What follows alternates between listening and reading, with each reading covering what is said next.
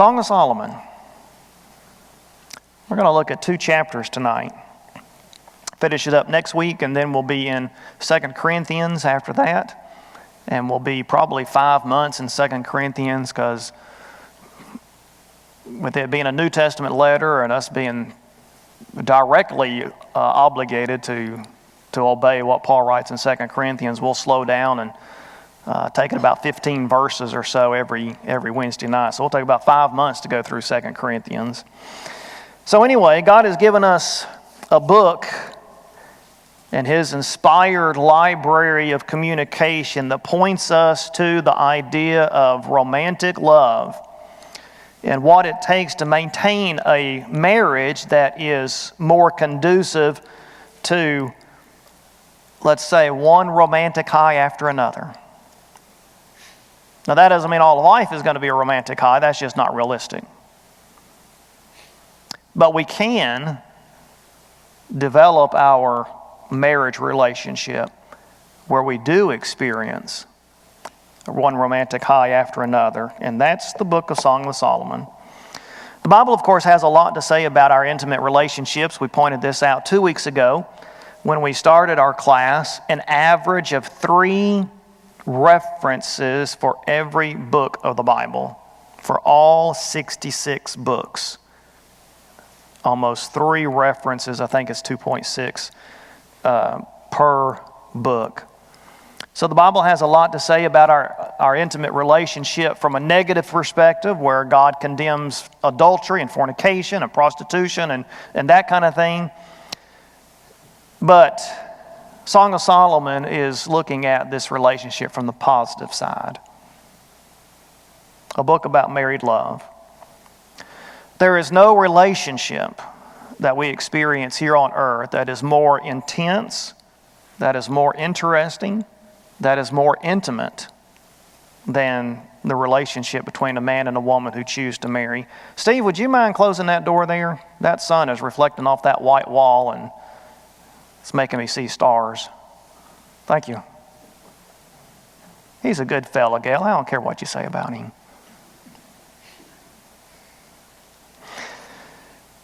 The Song of Solomon is not just a book, right? What kind of genre of literature is it? It's poetry. And because it's poetry, then, we don't take it literally. We take it seriously, but we don't take it literally. It might be historical. Probably not. But that's not relevant, because it's not history. It's not written to be history. It's written to be a poem. Now, that also means that it doesn't necessarily have a well thought out plot and storyline. If it was narrative, it would. If it was history, it would. But it's not. It's poetry. And so the ideas presented in it are not necessarily going to be connected in some kind of smooth flowing storyline, because that's not what it's designed to do. Now, Solomon, of course, was a tremendous writer. He wrote 3,000 proverbs and 1,005 songs. But if you look at chapter 1 and verse 1, this is the Song of Songs.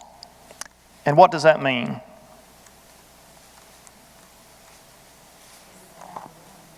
It's the number 1. Chapter 1, verse 1, the Song of Songs, which is Solomon's. The Song of Songs is a Hebrew idiom to mean the best of all songs. The holiest of holy places inside the tabernacle was the most holy place. So this is the most song of all songs. It's his best. The song is passionate.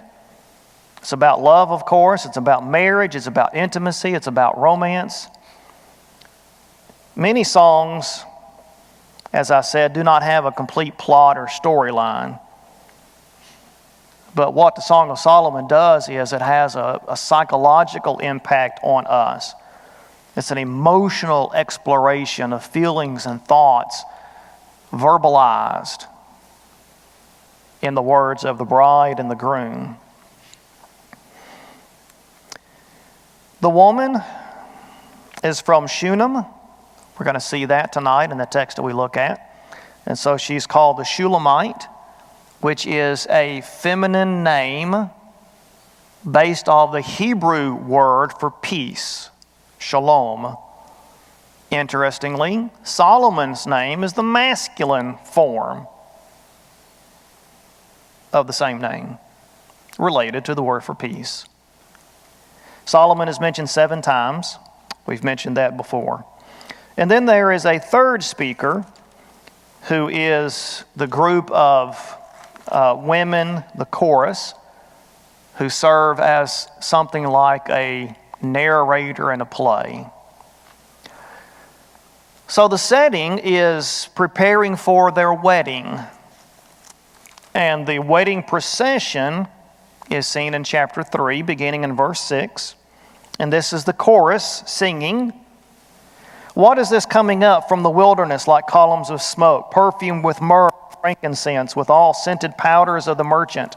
Behold, is the traveling couch of King Solomon, 60 mighty men around it, of the mighty men of Israel.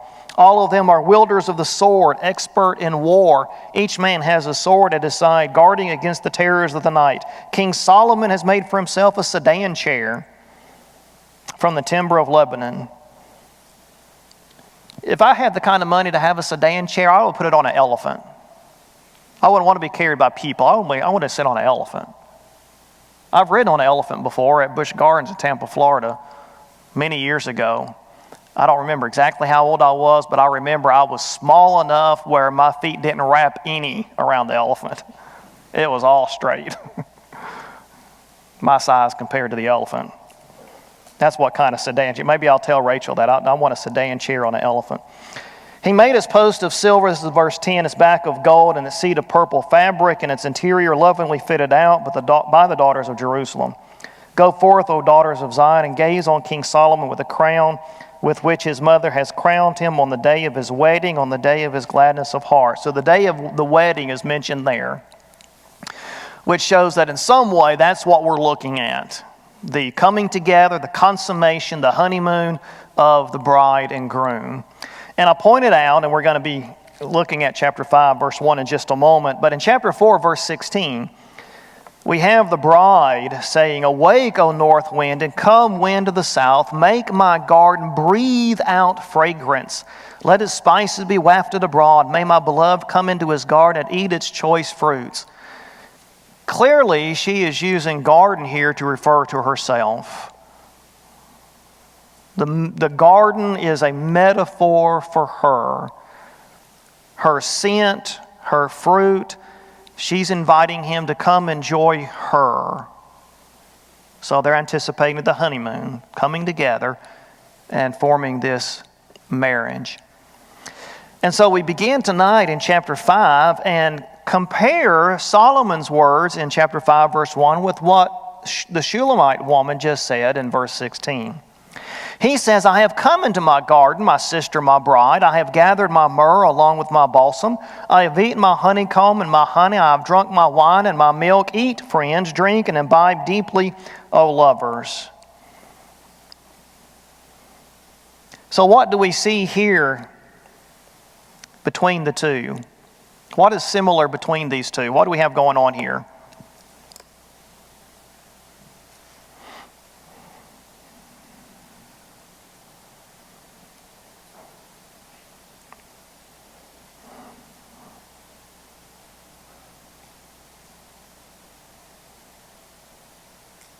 Notice the use of the word, the imagery of garden. What did the woman say? There you go. She said, come into my garden. I'm inviting you into my life, into my embrace. And he says, okay, here I am. Let's do it. It's a honeymoon. It's the consummation of their marriage.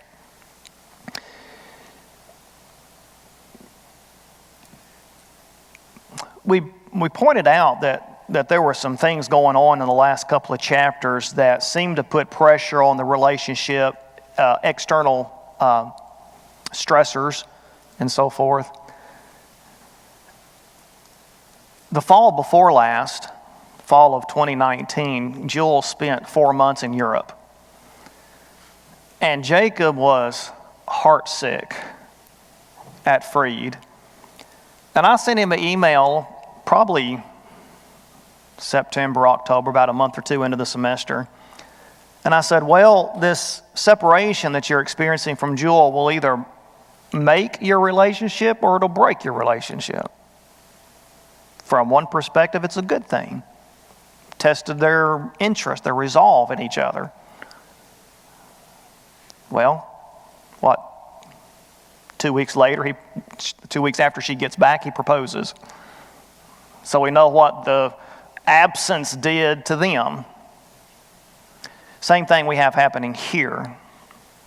They come together. So the bride does most of the talking in these 2 chapters we're looking at tonight. If you were to, I'm highlighting in pink the first phrase of each verse where the bride talks. If you highlighted all of what she said, then both chapters would just about be in pink. She does most of the talking, and we won't comment any further on that point. But in verses 10 through 16, she'll get to a physical description of the groom. And we saw him give a physical description of her last week in chapter 4.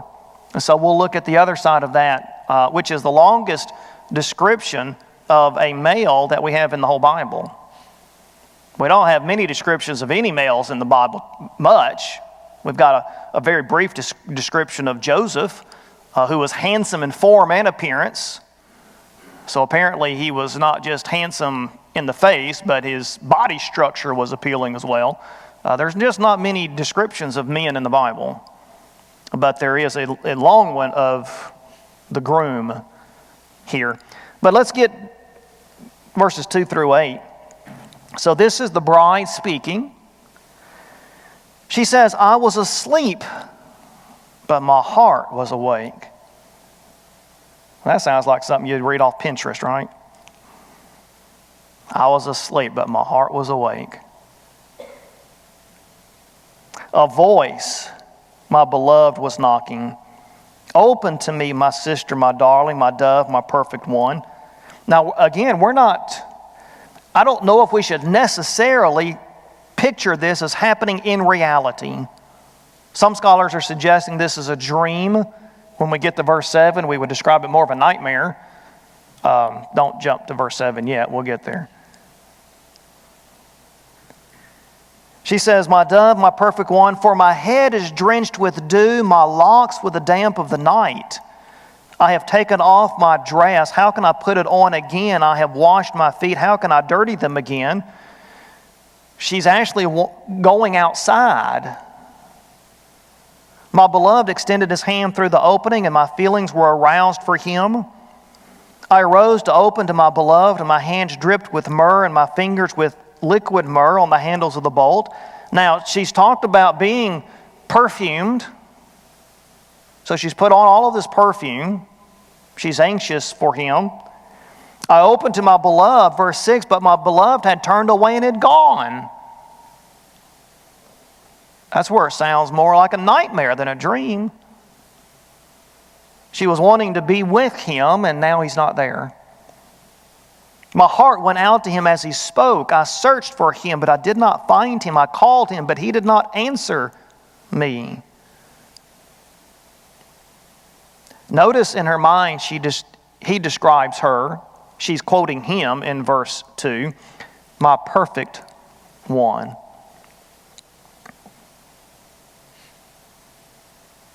How do you accept your spouse for who he is or who she is? My perfect one. She describes him as she quotes him as describing her as his perfect one, verse 2. How do you accept your spouse for who he is or who she is? Give me some feedback.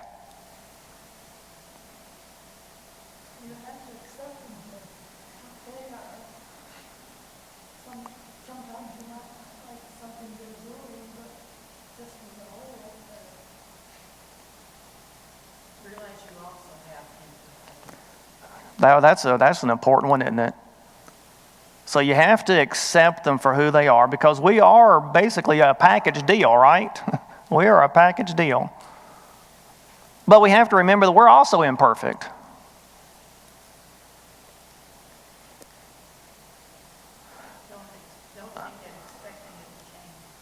Don't take it expecting the change. Yeah. We pointed out last week that we can't force our spouse to do anything, right? I am a very exceedingly even-keeled person.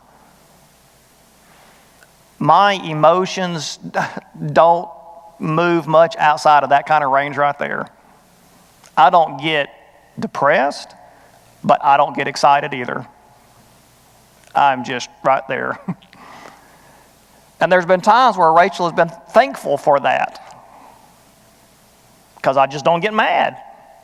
That doesn't mean our relationship doesn't sometimes make you want to get mad. I just don't.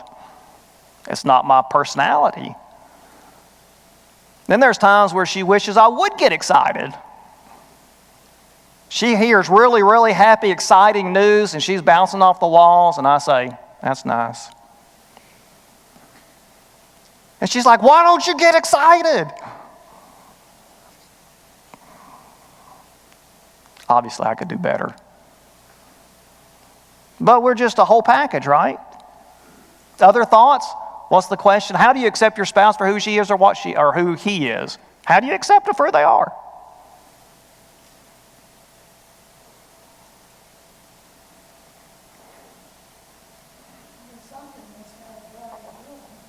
Something drew you to them in the first place, right?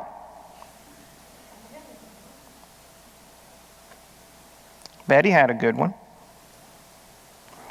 Sometimes her morning coffee is way too strong. Sometimes what she says all wrong, but right or wrong, she's there beside me like only a friend would be.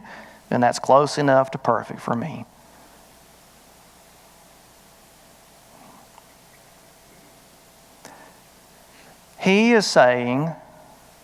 Solomon is saying that she is his perfect one. She wasn't, not if she was human, because none of us are perfect, right? But how do we develop the mentality to accept our spouse for who they are? Notice how many times, I'm coming back to verse 7 in just a moment, but notice how many times she uses the word beloved. Verse 2, my beloved was knocking. Verse 4, my beloved extended his hand. Verse 5, I rose to open to my beloved. Verse 6, I opened to my beloved, but my beloved had turned away.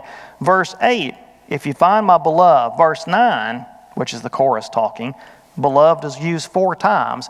In fact, the word beloved is used 33 times in 8 chapters. 33 times. To accept our spouse for who they are, don't we need to remind ourselves that we love them?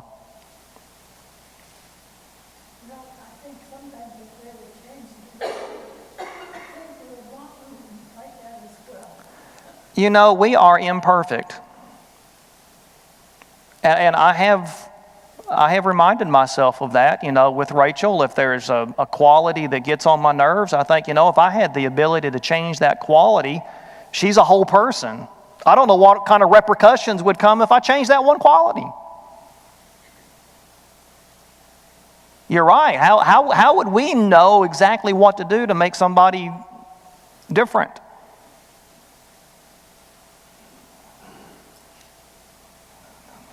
think sometimes if our mate would do everything we thought we wanted them to do, we wouldn't like it because they're doing their own thing. Betty's just sharing a lot of wisdom tonight. Y'all hear that? I need to just let her get up here and teach the class.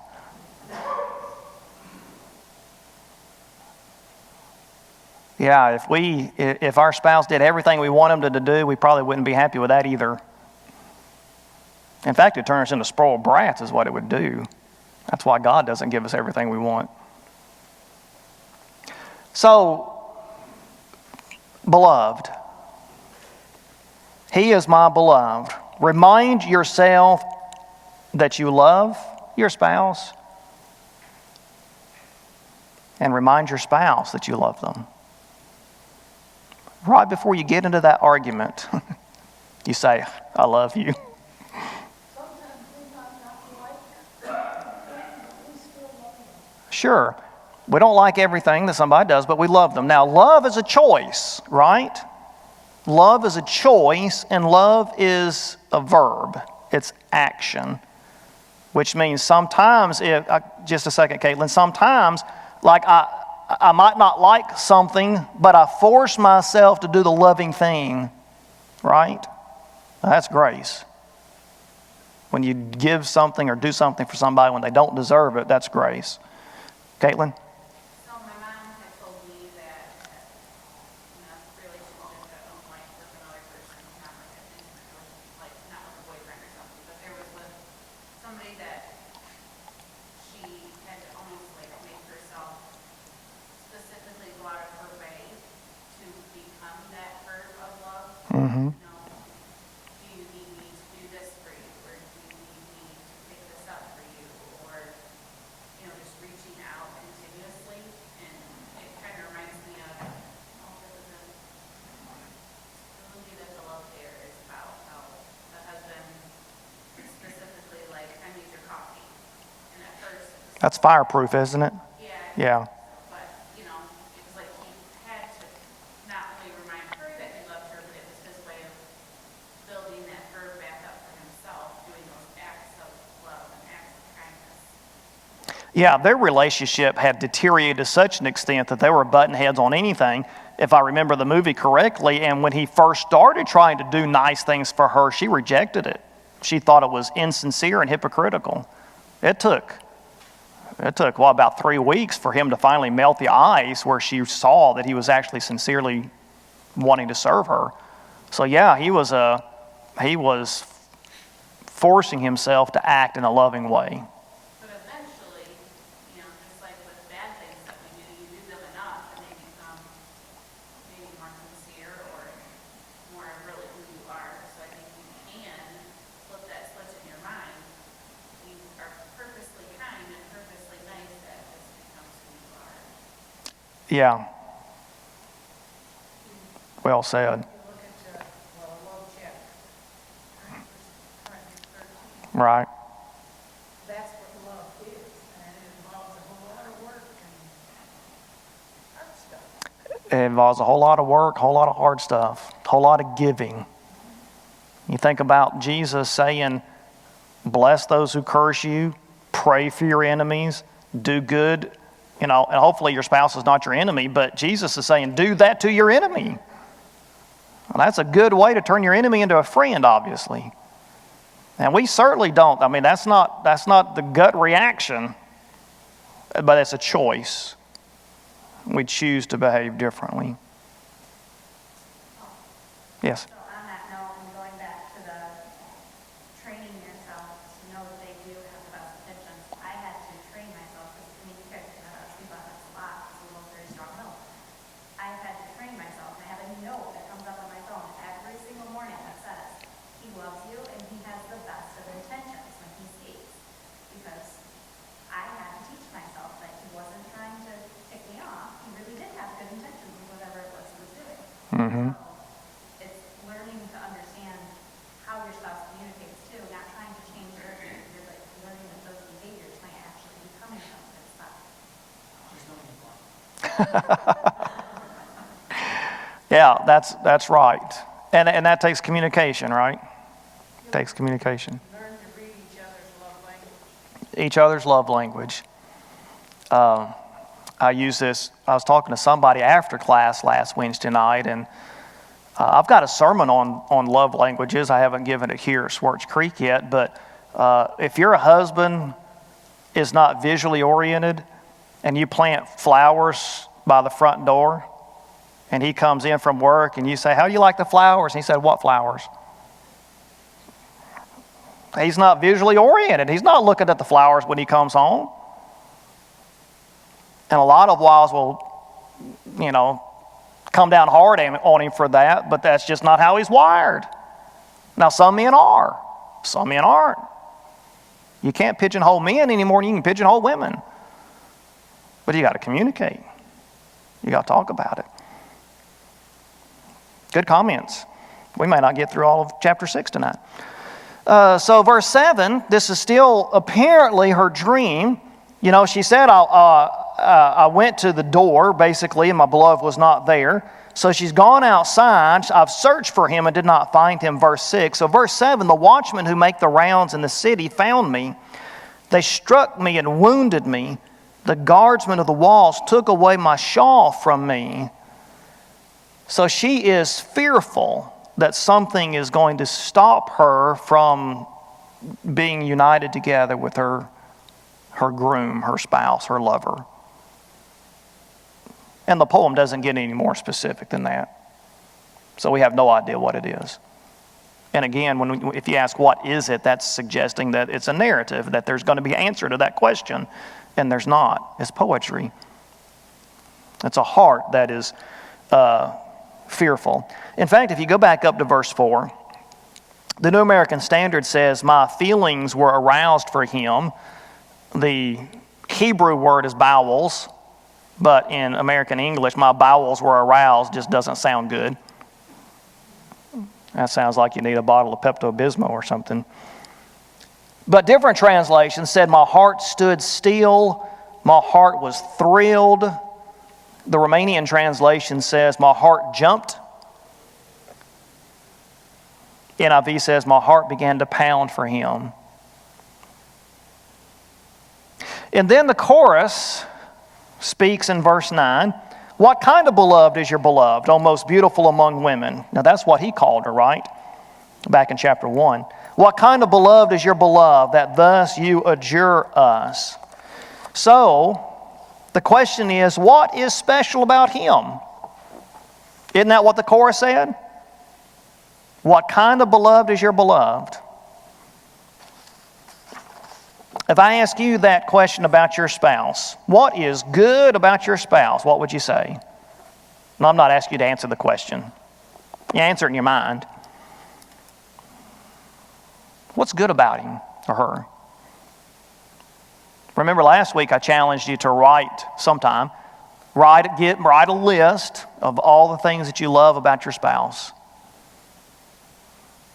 One for every year you've been married. We did that with Rachel for her birthday when she turned 35. I think it was when she turned 35. But Jewel made a list, and Anna made a list, and I made a list. So 35 times 3 is ever how many she got. There is some overlap, obviously. Do that with your spouse sometime.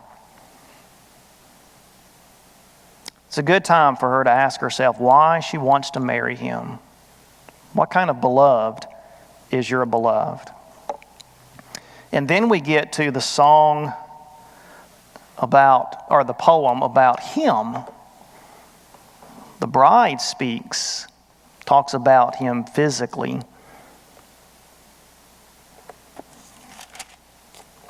And as we read through this, think about what is the comparison being made, right? That's what we did last week with chapter 4 when he said things about her physically.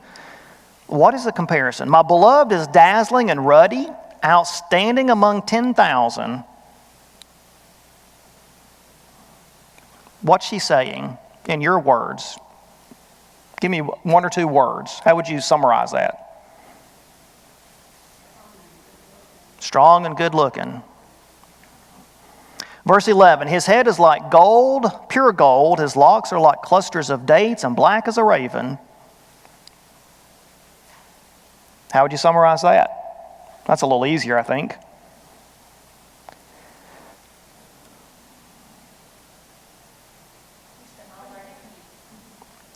He's got pretty hair, what? Tall, dark, and handsome. If his hair is black as a raven, then how could it be like gold? Shining. Brill cream. Verse 12, his eyes are like doves. What was that you said last week? Fuzzy? Soft. His eyes are like doves beside streams of water, bathed in milk and reposed in their setting. They have said it. Both of them have said a lot about eyes in the last several chapters.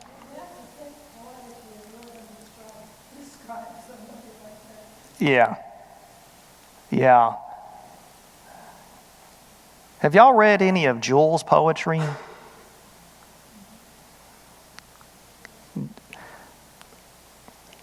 My poetry is like, my love for you flows like water down a tater row. I mean, that's the kind of poetry I write. Jill doesn't write that. She writes stuff that is thoughtful and deep and challenges you to think. And that's what we have here. Better quality poetry is what I'm trying to say. Verse 13, his cheeks are like a bed of balsam, banks of sweet scented herbs. His lips are lilies dripping with liquid myrrh. That's a wet, sloppy kiss, isn't it?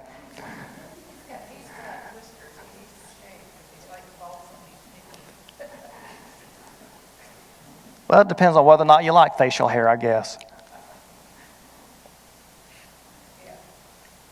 His hands are rods of gold set with beryl. His abdomen is carved ivory inlaid with sapphires. What does that sound like?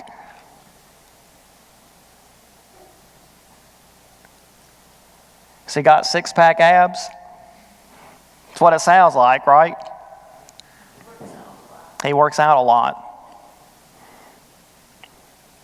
His legs are pillars of alabaster set on pedestals of pure gold. His appearance is like Lebanon, choice as the cedars. Obviously, we don't understand all of these references. We don't have a whole lot of cedar growing around here. But it's easy enough to understand that she means it complimentary, right? Clearly, she's meaning these as compliments. High valued, yes. Now, cedars of Lebanon were highly valued. They were exported around the Mediterranean. Solomon lined his palace with cedar, you may remember. His mouth is full of sweetness. That's probably not referring to his words. It's probably referring to the taste. He's wholly desirable. This is my beloved and this is my friend, O daughters of Jerusalem. What does it convey to refer to your spouse as your friend?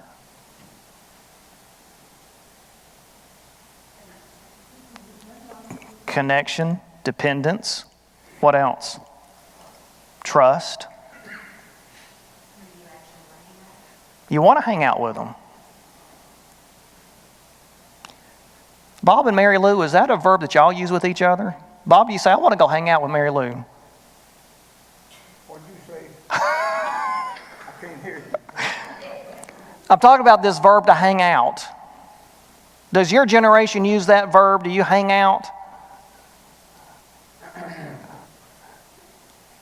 can't answer that. But you like to be around Mary Lou. Well, I'm not going to answer. I really can't understand Right, I understand. what you're saying. Okay. Just hanging out, spending time together, working in your garden or whatever you're doing. But you know, when this started out in the first few verses of this chapter, I kind of got the feeling that she wasn't in a hurry to see because she was making all these excuses about not going to the door.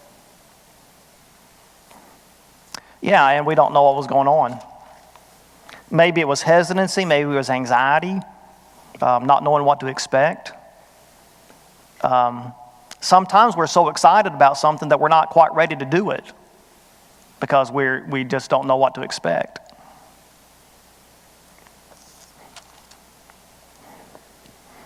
The chorus speaks again in chapter 6 and verse 1. Where has your beloved gone, O most beautiful among women? Where has your beloved turned that we may seek him with you? Are they envious of her? And that's not a question necessarily we can answer. But they say, we want to seek him with you.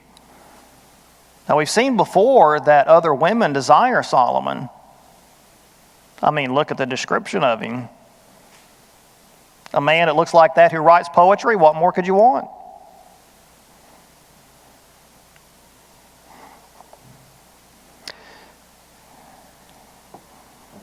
The bride speaks, verses 2 and 3. My beloved has gone down to his garden, to the beds of balsam, to pasture his flock in the garden and gather lilies.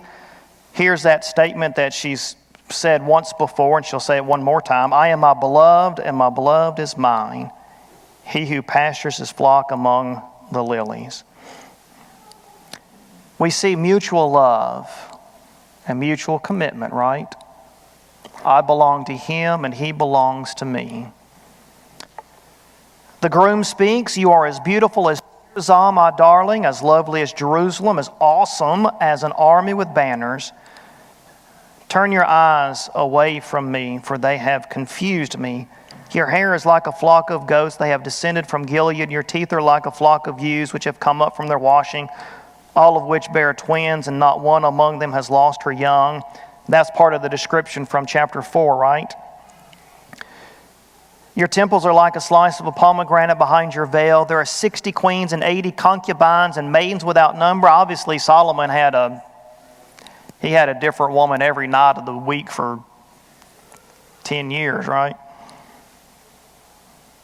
But my dove, my perfect one, is unique. She is her mother's only daughter. She is the pure child of the one who bore her. The maiden saw her and called her blessed. So he is reaffirming his love for her. How do you reignite the flame in a love that has grown cold?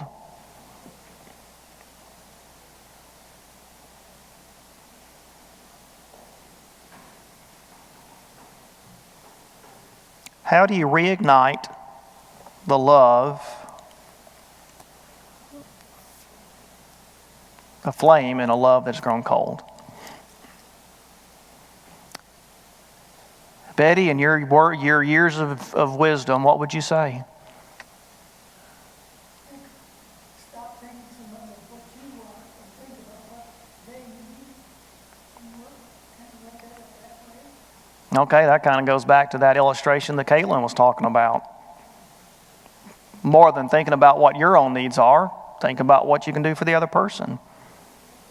When you talk about it like a flame, just with any fire, it starts small, but it grows, as you add to it.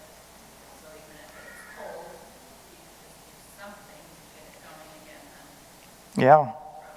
We've all been at campfires, right, where the flame just isn't catching up and you just get down there and you start blowing on it and doing what you can, waving paper or whatever to try to get it to go. You've got to work at it. You've got to do something to get the flame to start up. You got to continue feeding it. See, that's where I think that we fall short. We think love is going to happen on its own, and it won't. It won't. Love left by itself is going to die. Try something new. Something surprising. It could be something ordinary that you just do in an extraordinary way. It doesn't have to be expensive either, does it? Picnic out at Elms Park, if it's not something you normally do, would be different. Sometimes it's just taking the time to spend time to do what they need and what they want. Putting time and thought into something, that just shows something, doesn't it? Would you rather have a handmade gift or a store-bought gift? It depends. If somebody puts time and thought and effort into a handmade gift, it's worth more, right?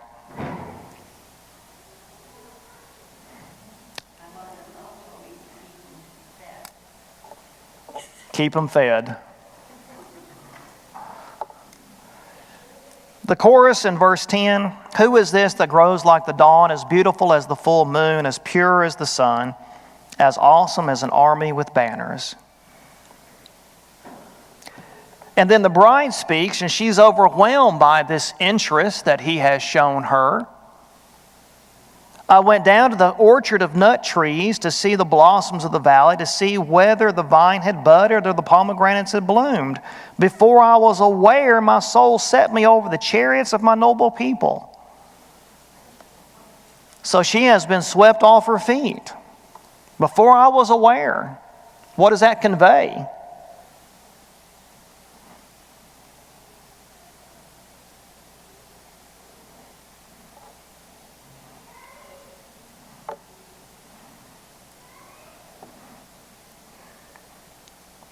I didn't see it coming.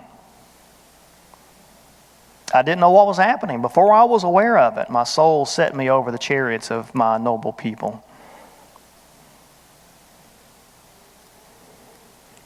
He has overwhelmed her with his love. And that goes to this discussion we've had about reigniting love. She's been overwhelmed. And that's what you do. You overwhelm somebody with love. That's what the fellow did in that movie. Took a long time for her to accept it, but he overwhelmed her. And then the chorus speaks in verse 13. Come back, O Shulamite, come back, that we may gaze at you. And then he says, why should you gaze at the Shulamite as at the dance of the two companies? In other words, it sounds like he's saying, you can't have her. The chorus is the daughters of Jerusalem, so it's a female group of singers here. So it sounds like they're losing their friend.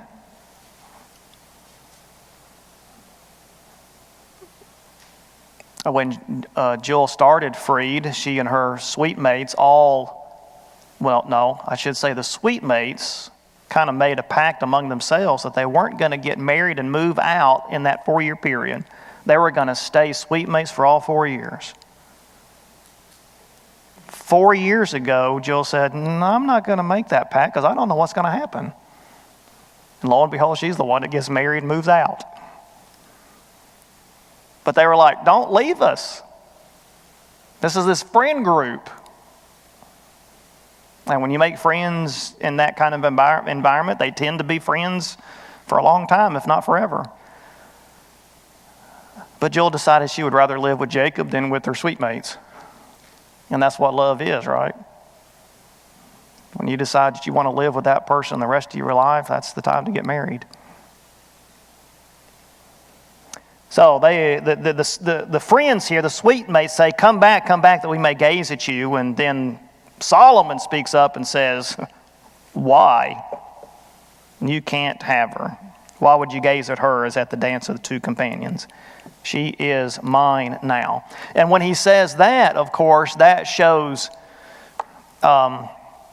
ownership in a romantic kind of way. She's mine. She belongs to me. Alabama has another song where they sing, you can look and you can, but you can't touch. You can look, but you can't touch the woman I lay down at night in love. That's Solomon here. She's mine. And that's what she's been saying. I'm my beloved's and my beloved is mine. Successful marriage is not about focusing on receiving, it's focusing on giving. Anybody have any further comments or thoughts? At the end of classes, can we say things that husbands should say to their wives? Because today Rich told me my hair looked like a box of roses.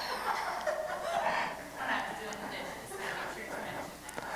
Maybe when we're done, we could wrap it up with some other nice things, or modern things I should say. There are times, Richard, when quoting the Bible is not the right thing to do.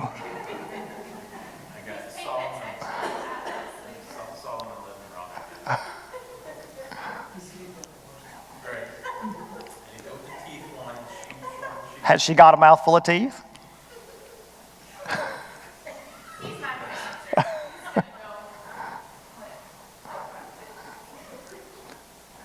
Well, I'll tell you what, I'm not putting this into a modern translation. You're going to have to go find somebody else to put it into a modern translation because it would embarrass me. Maybe you should quote a modern translation to her.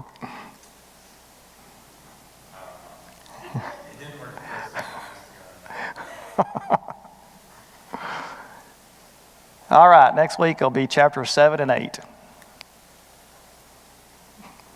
Glad to see everybody tonight. We're finished.